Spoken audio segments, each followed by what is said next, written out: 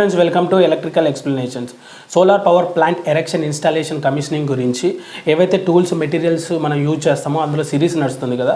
ఆ సిరీస్లో ఇవాళ వచ్చేసి హోల్సా కట్టర్ అనేది ఇలా ఉంటుంది. హోల్సా కట్టర్ అనేది దేనికి యూజ్ చేస్తారంటే మెయిన్గా వచ్చేసి హోల్ మేకింగ్ కోసం. హోల్ దేనికంటే మనం సోలార్ పవర్ ప్లాంట్ ఇన్స్టాల్ చేసేటప్పుడు గ్లాన్స్ చేస్తాం. మన ప్రీవియస్ వీడియోలో మనం టైప్స్ ఆఫ్ గ్లాన్స్ చేసాం కదా.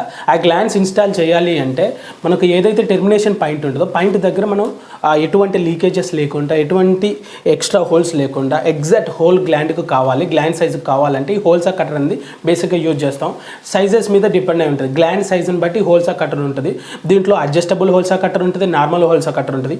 దీన్ని వచ్చేసి బేసిక్గా ఫస్ట్ డ్రిల్లింగ్ బిట్తోని హోల్ వేసి అక్కడ కరప్ట్ చేసి దీంతో హోల్ మేకింగ్ చేస్తాం హోల్సా కట్టర్తో. ఇందులో వచ్చేసి as per depend up of సైజెస్తోని ఉంటుంది.